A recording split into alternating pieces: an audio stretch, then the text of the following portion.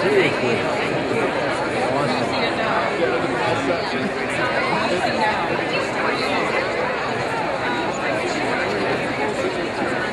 Convocation, opening doors to all children's future. My name is Genesis Sanchez, a graduate from Juanita Sanchez, class of 2013, and I am honored to serve you today as your listeners this summer. Let's begin with the presentation of colors. The colors are presented by members of Hope High School, Army, JROTC, the Blue Wave Battalion. The color guard is commanded by Cadet Lieutenant Colonel Analdo Saldana and consists of Cadets Francis Soto, Kenny Torres, Jerry Goncalves, Ryan Volkson, and Cadet Drummer Blanco Collado. The color guard is coached by Master Sergeant Alan Kushner. Under the direction of Senior Army Instructor Lieutenant Colonel Chris Corbett, please rise for the presentation of our national colors. The singing of the national anthem will be led by Hope High School Cadet Major Kimberly O'Brien.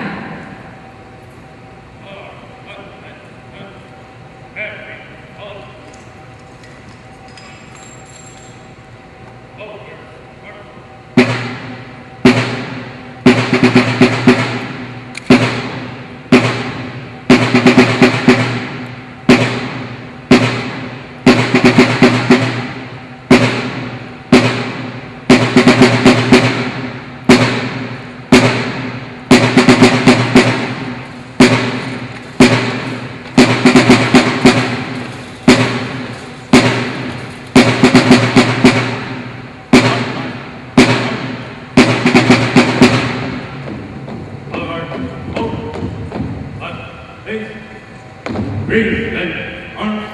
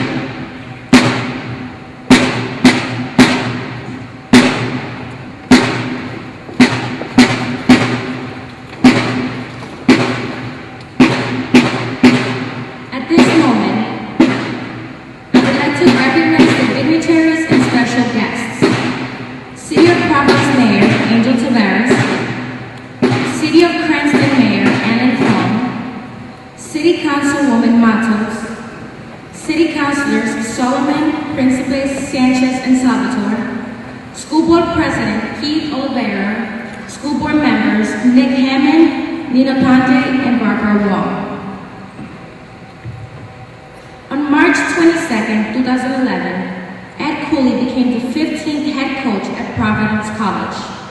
He came to Providence College after spending 5 seasons as the head coach of Fairfield University, a 1994 graduate of Stonehill College, where he was a 3-time captain for the basketball team.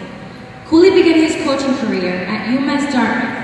He helped lead UMass Dartmouth to a 25-4 mark and a number 3 national ranking 1994 to 1995. He returned to his alma mater, Stonehill, and served as an assistant coach for one season, from 1995 to 1996. Before joining Skinner's staff at URI, Cooley, a native of Providence, attended Central High School and earned 2 Rhode Island School Player of the Year honors. He also did a postgraduate year from 1988 to 1989 at New Hampton Prep before attending Stonehill. He and his wife, Nurse, have 1 daughter, Olivia, and 1 son, Isaiah. When Coach Cooley was being considered for the coaching position at PC, they were looking for someone who could teach the players about the game of life. They wanted a relationship builder, someone who could connect with the players, fans, and the entire state of Rhode Island. They found all of these traits and more in Coach Ed Cooley. Without further ado, it is an honor to introduce to you all our special speaker, Providence College head coach, Ed Cooley.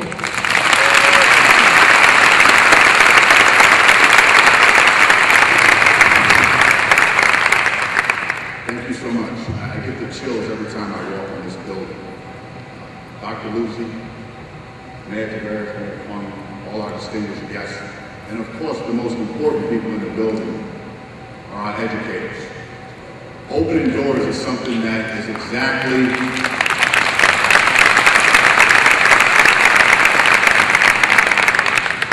when you talk about opening doors, those doors are open for young men like myself and many women in our city and our state. Traveling around the world and traveling from city to city and state to state, we're blessed where we're at. It may not always be right. There may be some things that need to be fixed, but trust me, you're in an unbelievable spot. Not only is Providence the greatest city to live in, but it's the greatest state as well, the state of Rhode Island. I've seen a lot of places, and this place is special.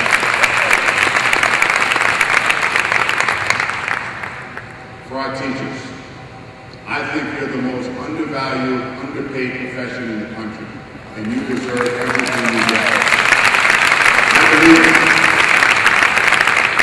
Who's teaching the people that are called smart? Who's teaching them? You. You're teaching them. I can tell you there's a lot of homes that don't have mentorship. You have to become that mentor. There's not a lot of homes that have moms and dads or guardians. So I'm asking you to be patient with those kids that, quite frankly, are a pain in the ass. I was one of them, trust me. I wasn't the brightest, but I became a teacher out of college because of people like you. People who cared and took interest in what it was to learn. I didn't know I could do it. Teachers set me down and said, you can. Sometimes all we need is that extra push. And I know there's a kid in your class, a young man or a young woman, that they don't think they can do it. It is your job to educate them, to tell them that they can. Give them hope. Give them opportunity. We all need it. Even as we stand today, we still need that extra kick. I say, it's okay, you're going to make some mistakes, get back up. You can do it. Everybody says we can't get to Providence College. You'll never win there. This building here that we're standing in right now will win a national championship in our own state.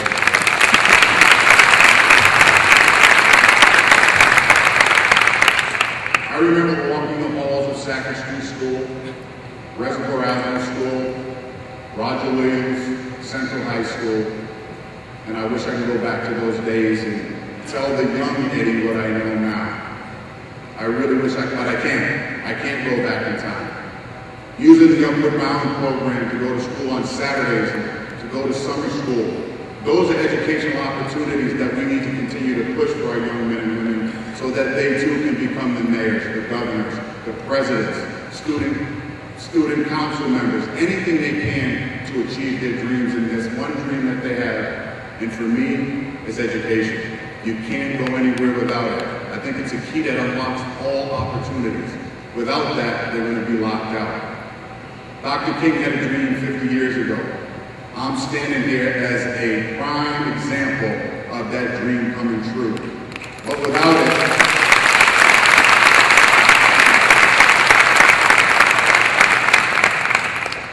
without people people dreaming and having hope. What can you do?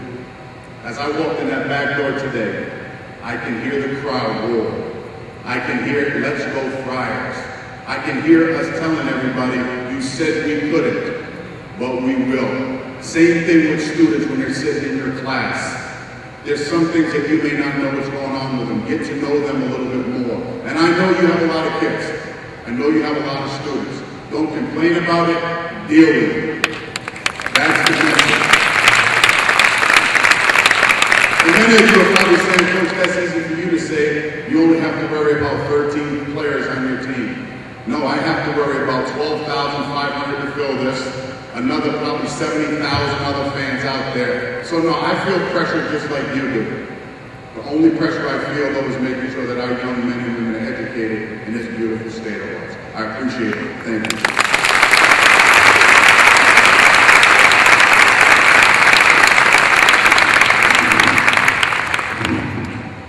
What a wonderful speech. I would like to take another moment to recognize Ronald Koya, Council 94, Local 1033.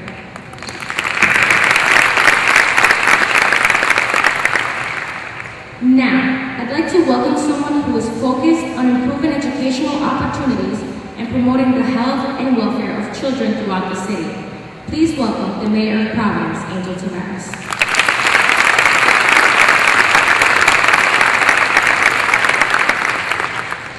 Thank you. I want to just ask, who put me after Ed Cooley? I just want to say thank you to whoever did that. So if I can find out later who did that, I really appreciate that. That was a great thing. I'm really happy to be here with all of you today, and I'm thankful to see so many of you here as well. So thank you first and foremost for what you're doing being here. I know that there's a lot on your mind and a lot that you're preparing for this coming Wednesday, so thank you. I want to take a moment as well to thank some of the folks who are here with us, starting with the Council President, Michael Sam, who's here with us, Councilman Principe and Councilwoman Matos, who are here with us as well. I want to thank my great classmate from that second best city in Rhode Island, Cranston, Mayor Ron Funk, who's here with us as well. I like to tell Alan that he's the mayor of Cranston, but remember he was educated in Providence, so that's important to know.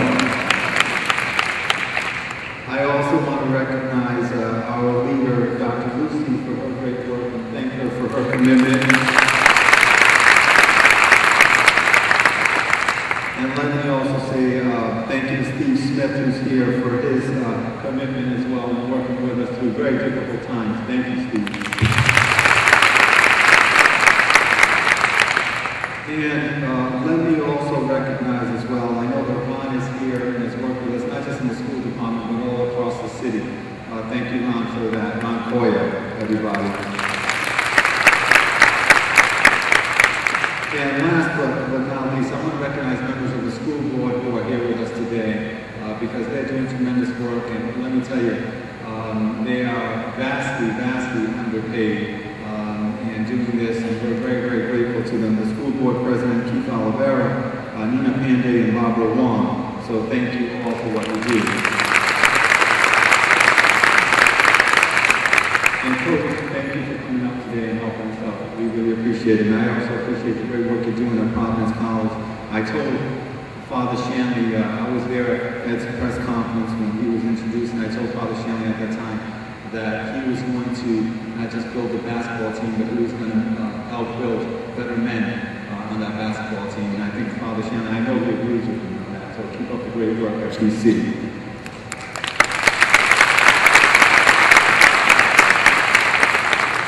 Ed talked to you a little bit about Dr. King's speech, and I think it's fitting given that we're about to celebrate 50 years. And if you look today on the cover, and I know Alicia's here, Alicia has a story in the Providence Journal about education and how important education is. It was a key component then in 1963 of Dr. King's speech. And think about it, this was a year after the first black student integrated the University of Mississippi, James Merritt. It was only 9 years after Brown versus the Board of Education that helped to desegregate our schools. And education was the key then, and it still is today.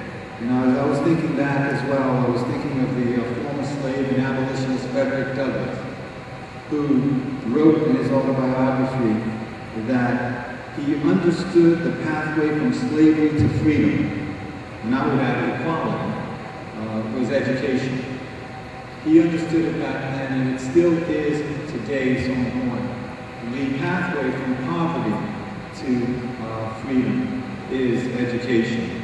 I say that to you as a witness, as someone who has gone through it himself, that I would not be standing here but for the education that I received in the Providence public schools.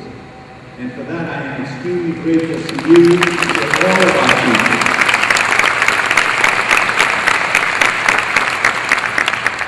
Education changes lives, and I've said that everywhere that I go, and I try to make sure to remind people of the possibilities that exist in our schools, in our classrooms, and the kids who have dreams. I think of Barry Fogarty and Juan Lara, who I met in the 3rd grade. He was in the 3rd grade. I went to see him. He was in Maria Lorenco's class. I went to see him. He was in a suit and tie waiting for him. And he told me, he said, I'm going to be mayor of the city of Providence. And I told him, I believe that you are. Just be ready because you're going to need a lot of Tylenol. He wrote to me afterwards and he said, I want you to know I'm still going to be mayor, and don't worry, I'll take Tylenol if I need to. But what I enjoyed most about that is knowing he knew I had gone to that school. He knew I had been in the 3rd grade in Barry Fogarty. He knew about my background. And I know that somewhere deep inside he realized that if he can do it, I can do it. And that is something that I want all of our kids to know, that the sky is the limit. The sky is the limit. And it starts with all of you. I want you to know, I was thinking back last night as I was about what to say to you here today. And I thought back about some of my teachers. And I remember them, so many of them. From Mary Fogarty, Mrs. Cardoza, Mrs. Sullivan, Mrs. Donaldson, who helped change my life, may she rest in peace. Mr. Calabro, from Roger Williams, Mr. Borrelli, Mr. Brennan, who I still see at the church, Assumption Church. From Nathaniel Green, I think of Mr. Corkery, who wants me to call him Neil, and I refuse to do that. I said, it just doesn't feel natural, Mr. Corkery. I think of Mrs. Mead, Mrs. Falcone. I think of Classical High School and Ms. Criscione.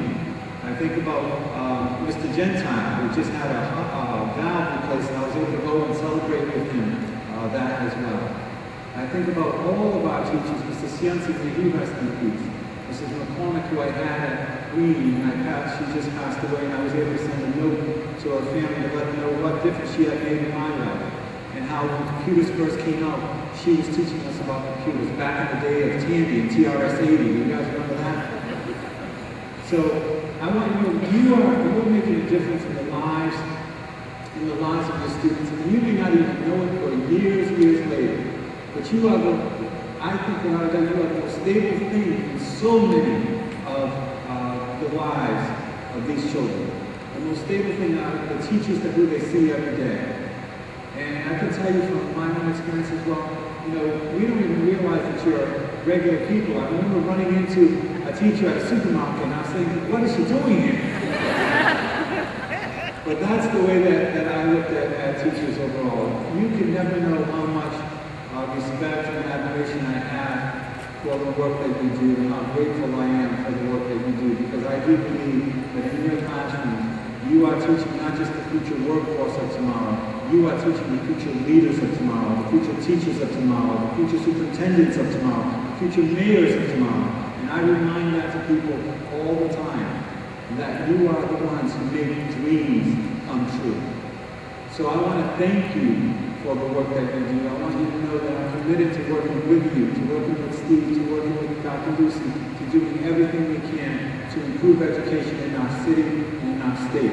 And that I recognize that it starts with you. And I want you to know I'm grateful for your commitment to education in our city. I know it hasn't been easy. I know that we've gone through some tough times. And I want you to know how grateful I am that you've never given up, that you stuck with it, that you kept teaching, even through the most difficult of times.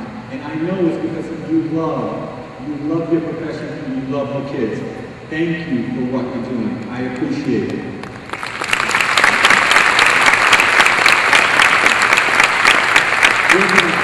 We're going to see a video right now just so that you have a chance to see some of the people that you have impacted over the course of your profession and other teachers have impacted as well.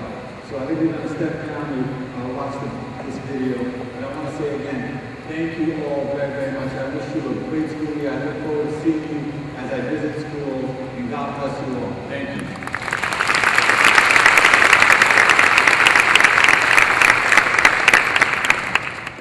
Our school board president.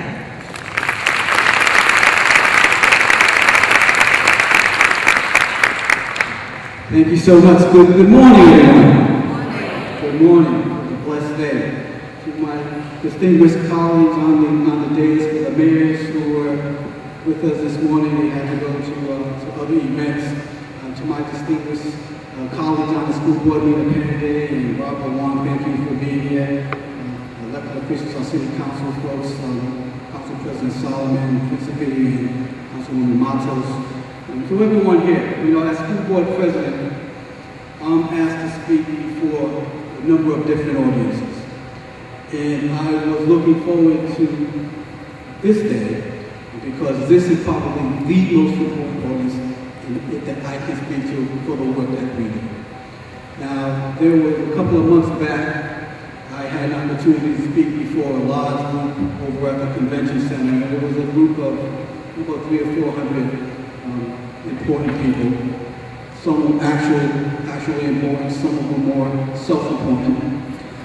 And at that gathering, there were 3 tables. And seated at those 3 tables were the faculty and staff of 3 of our schools. I believe it was the 3 of our schools. And at that meeting, I said to that gathering, I said, listen, with all due respect to you, very important people, the most important people for what we are here for, the most important people are the people sitting at those 3 tables. And the reason I say that is because when it's all said and done, the magic happens in the classroom. The magic happens in the relationship that a professional educator has with their student. Like I said, when it's all said and done, that's what it gets down to. Now, as a board president and as board members, we have our job to do. But our job, in essence, is to support you in allowing you to do your job and to do your job well. Our job is to try to create conditions in your school communities that will allow you to do your job, to serve your kids in a way that they need to be served.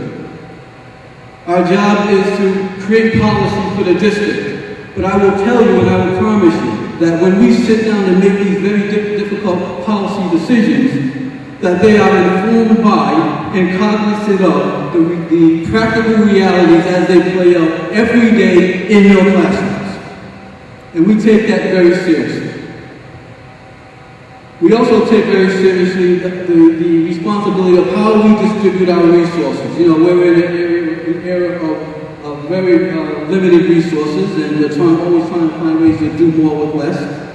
But I will tell you this, what's most important in how we think about distributing our resources is how can we direct more resources into the schools, into the classrooms, where most of it has the most direct impact on our students, and that has to be accessible to you all in our school buildings. And as a school district, that's the direction that we're going in. How can we direct more resources to the buildings so that you can serve our kids well, the way they need to be served.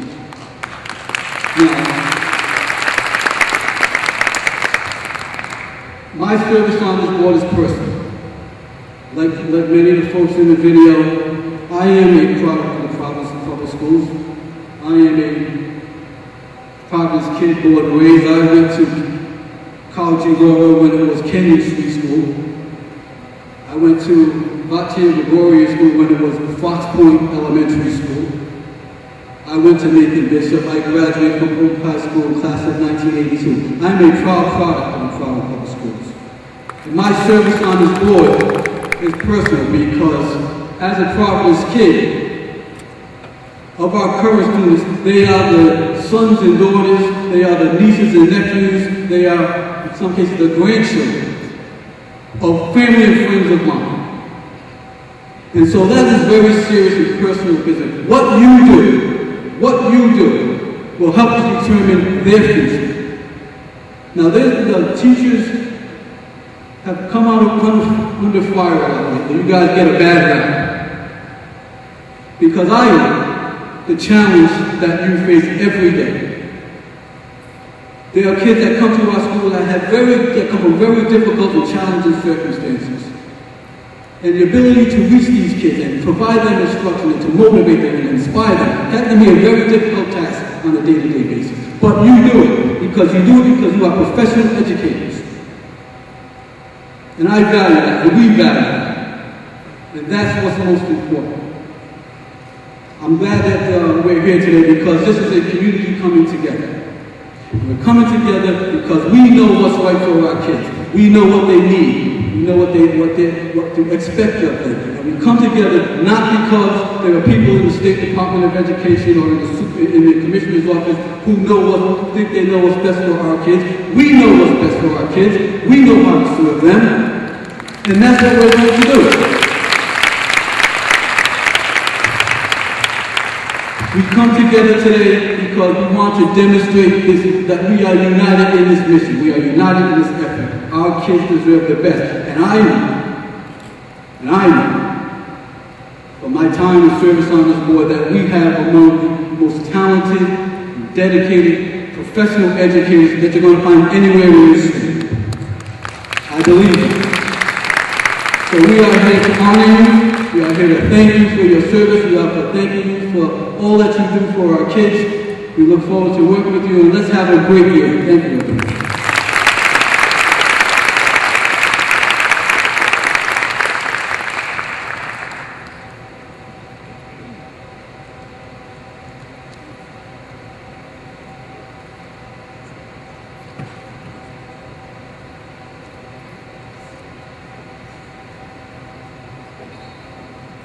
Speaking of professional educators, I guess I missed my task. It's my task to introduce to you one of the finer educators in our district. He is our Providence Teacher of the Year, Wayne Kilcombe. It's a great pleasure that I introduce Providence Teacher Union President. Under his leadership, the PTU has continued its tradition of working to improve and expand the professional opportunities available to Providence teachers. Let's welcome someone who has demonstrated his will and determination in creating fruitful collaborations between PTU and the schools. Steve Smith.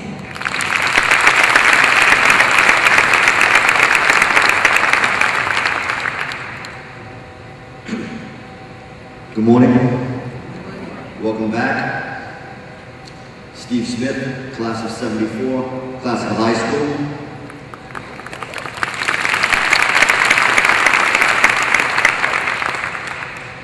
I don't know why I wasn't part of that video.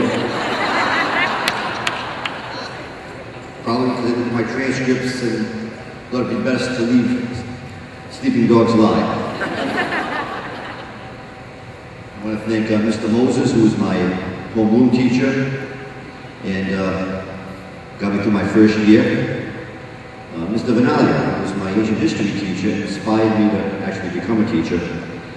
And Mr. Cadelmo, my math teacher, thank God he was from Silver Lake also, I'd probably be still at classical high school.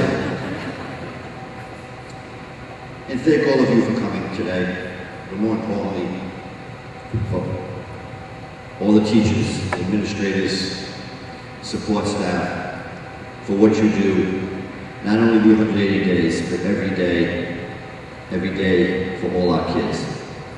You are truly the best teachers and administrators and staff in the state of Rhode Island. Certainly give a round of applause. And if you do not believe me, look at other districts. You know, Mayor Frum just grabbed one of our great VPs, Mr. Capacelli from Vesey Street. When you go out to seek employment in another district, they don't look at the test scores. They don't look at the record of Providence. They ask you usually, when can you start? Because they know if you can do it in Providence, you can do it anywhere.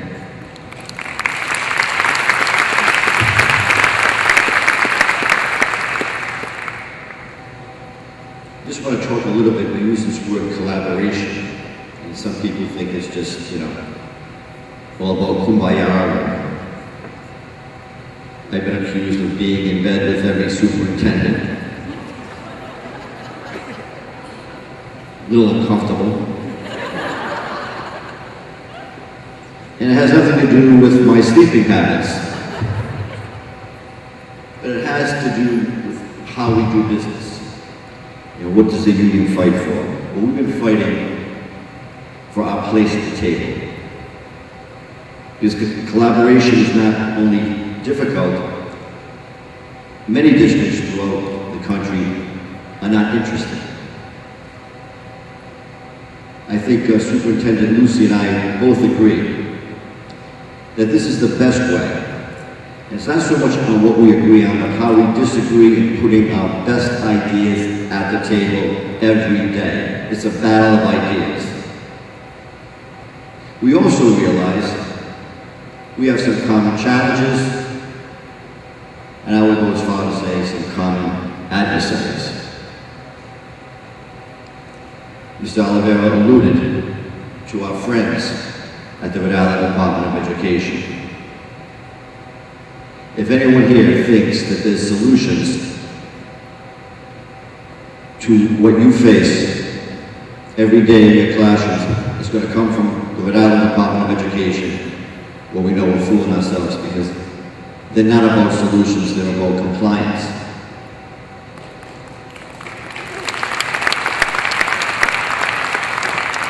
Our challenge is to set up structures, new ways of doing business, so that the union voice and the teacher voice, one and the same, is heard at every school.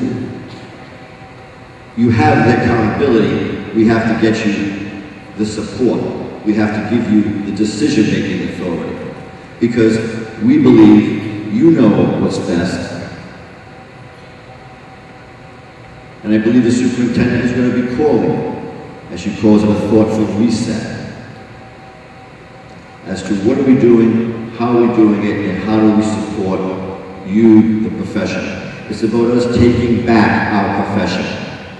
Taking it from the bureaucrats that ride and owning it.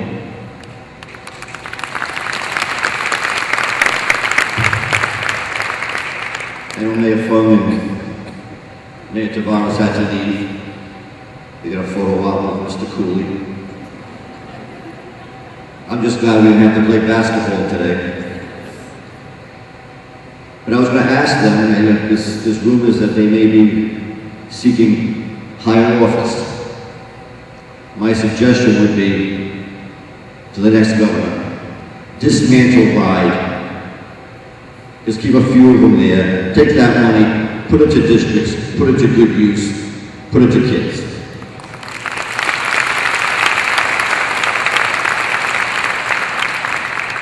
You know, the superintendent and I were at Alvarez High School, one of our up schools.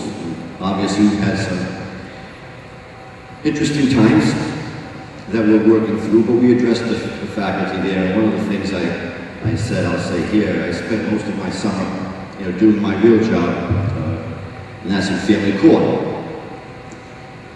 5th floor of the Garrity building. And if any of you have ever been there, it's not the nicest place to be.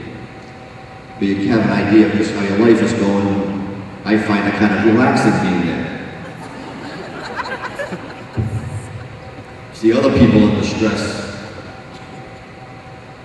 and trying to figure out their problems. But when you wind up in family court, it's because something's not working. And if you can't figure out how to end a marriage collaboratively, or you can't figure out how to keep one going collaboratively, you wind up before someone in a black robe who wants to go to lunch and is going to make decisions about your life and your spouse's life, and more importantly, how it affects your children. We cannot end up in family court. We cannot end up with Judge Gist making decisions about our schools. We have to come together. We have to unify both principal, teacher,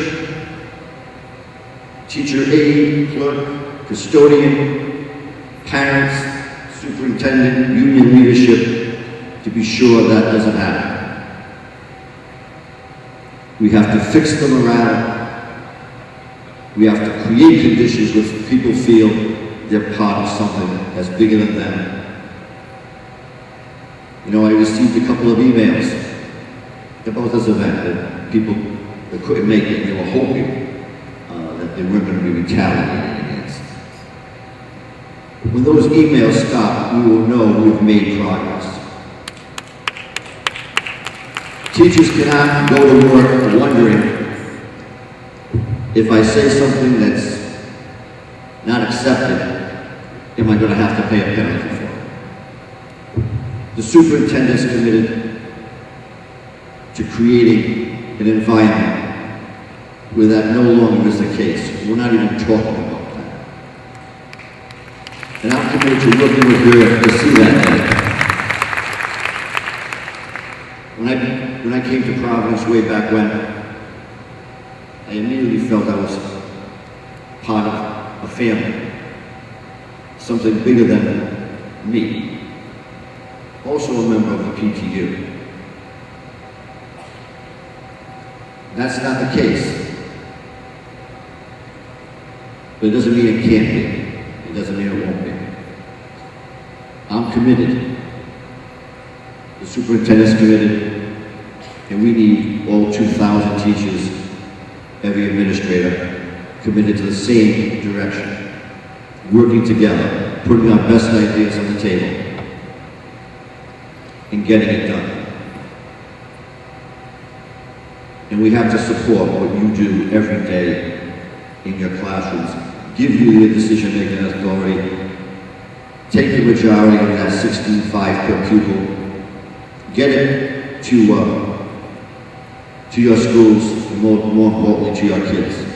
You know, Coach Cooley was here, and we always, and athletes always talk about a good look. I believe this is our best look. We have a city council that's committed to this direction, a school board that's committed to this direction, a superintendent and a union. We have to reverse the top-down, one-size-fits-all, and give decision-making authority and control back to the people who need it and deserve it. You, the professionals, let's get it done.